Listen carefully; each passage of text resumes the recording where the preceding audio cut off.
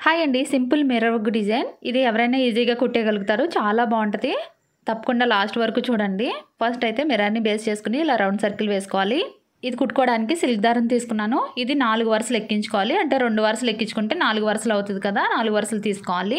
అదే విచ్చి దారం అయితే 2, 3 వరుసలైనా తీసుకోవచ్చు. అంటే తగ్గించుకోవచ్చు అనమాట లైన్స్. సిల్క్ దారం మాత్రం ఎక్కువ వరుసలు ఉంటేనే స్ట్రాంగ్‌గా ఉంటది. ఈ మిర్రర్ వర్క్ నార్మల్ కాటన్ దారాలతో కూడా కుట్టుకోవచ్చు. అంటే టైలరింగ్ దారాలతో కూడా కుట్టుకోవచ్చు. కాకపోతే థ్రెడ్ వర్క్ చేస్తాం కదా! దానికి మాత్రం సిల్క్ దారాలైతేనే బావుంటది. మీ బ్లౌజు, సారీ మ్యాచింగ్‌ని బట్టి తీసుకోండి. డిజైన్ అయితే ఇలానే వేసుకోవచ్చు. ఫస్ట్ అయితే ఈ రౌండ్ సర్కిల్‌కి అవుట్‌లైన్ కుట్టేసుకోవాలి. ఇదైతే గొలుసు కుట్టుతో కుడుతున్నాను. బేసిక్ స్టిచ్చే కాబట్టి ఎవరైనా కుట్టగలుగుతారు. ఇలా మొత్తం రౌండ్ సర్కిల్ కుట్టేసిన తర్వాత ఈ దారం ఏం కట్ చేయకూడదు. ఇక్కడ నుండి నీడిల్ బ్యాక్ సైడ్‌కి తిప్పుకొని ఈ విధంగా లోపల ఉన్న లైన్‌లో నుంచి ఒక్కొక్క లైన్‌లో నుంచి నీడిల్ తీసుకోవాలి. ఈ నీడిల్ ఇలా లాగేటప్పుడు గట్టిగా లాగకూడదు. దగ్గరికి లాగకూడదనమాట. రింగ్ ఫామ్ అయిపోద్ది మళ్ళీ. అంటే మిర్రర్ లోపల సైడ్ పెట్టాలి కాబట్టి లూజ్‌గానే ఉంచుకోవాలి. ఒక్కొక్క లైన్‌లో నుంచి ఈ విధంగా నీడిల్ పైకి తీసుకోవాలి. సర్కిల్ కంప్లీట్ చేసుకొని మళ్ళీ స్టార్టింగ్ దగ్గరికి వచ్చిన తర్వాత అలా ఆపేసుకుని మిర్రర్‌ని లోపల సైడ్ పెట్టుకొని మళ్ళీ ఇంకొక లైన్ వేసుకోవాలి. ముందు ఎలాగైతే వేసుకున్నామో సేమ్ అలానే ఒక లైన్ వేసుకుంటూ లాక్కుంటూ ఉంటే మిర్రర్ స్ట్రాంగ్‌గా ఉంటది. మళ్ళీ స్టార్టింగ్ దగ్గరికి వచ్చిన తర్వాత నీడిల్ కిందకి దింపేసుకొని బ్యాక్ సైడ్ ముడి వేసేసుకోవాలి. ఈ ఎక్స్ట్రా ఉన్న దారాన్ని కట్ చేసేసుకోవాలి.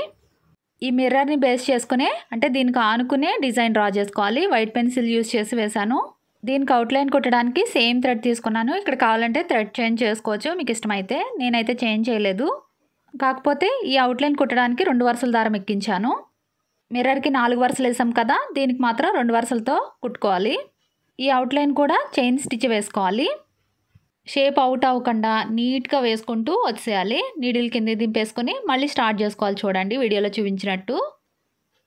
అంటే మనం ఎలాగైతే డ్రా చేసామో అలానే వస్తదనమాట. ఇలా కంటిన్యూగా వేసుకుంటూ మొత్తం లైన్ కంప్లీట్ చేసేసేయాలి. ఇదిగోండి కంప్లీట్ అయిపోయింది. సేమ్ దారంతో ఇక్కడ లోపల చెక్స్ వేస్తున్నాను. ఇక్కడ దారం ఏం కట్ చేయలేదు. కంటిన్యూ చేసేసానన్నమాట పక్కనే కాబట్టి. ఇవి లైన్స్ వేసుకునేటప్పుడు ఈక్వల్‌గా వేసుకోండి. అంటే గ్యాప్ ఈక్వల్‌గా రావాలి. లేదంటే డ్రా చేసుకోండి. పెన్సిల్‌తో డ్రా చేసుకుంటే ఈజీగా వచ్చేస్తది. లేదంటే ఫ్రీ హ్యాండ్‌తో వేసేయగలమా అంటే వేసేయచ్చు.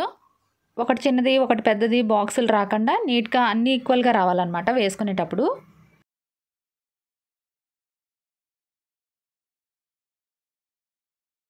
ఇదిగోండి ఇలాగా చెక్స్ కంప్లీట్ అయిపోయినాయి కదా! ఈ లైన్స్ పైకి లెగకుండా అంటే ఎంబోజ్ అయిపోతూ ఉంటాయి కదా! క్లాత్ అటు ఇటు కదిలినప్పుడు అలా కాకుండా దారానికి మధ్యలో లింక్ ఉంటది కదా! ఈ లింక్ దగ్గర ఈ విధంగా చేసుకోవాలి. ఇలా నాట్ లాగా పడుతది. ఇంకా ఎంబోజ్ అవ్వదనమాట.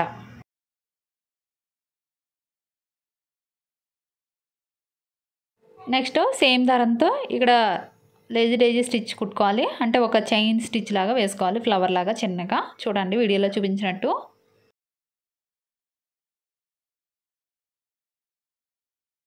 చిన్న ఫ్లవర్ లాగా వేసుకోవాలి. ఈ ఫ్లవర్ మధ్యలోకి వచ్చి ఒక గోల్డెన్ బీడ్ కుట్టుకోవాలి. ఇది కాటన్ దారంతో కుట్టుకోవాలి. ఇదిగోండి ఇవి గోల్డెన్ బీడ్స్. ఇలా కంటిన్యూగా డిజైన్ వేసుకుంటూ మొత్తం నెక్ మొత్తం కంప్లీట్ చేసుకోవాలి. ఇలా కంప్లీట్ చేసుకున్న డిజైన్ ఎలా ఉందో కామెంట్ చేసి చెప్పండి. వీడియో నచ్చితే లైక్ చేయండి friends. Thanks for watching. Bye bye.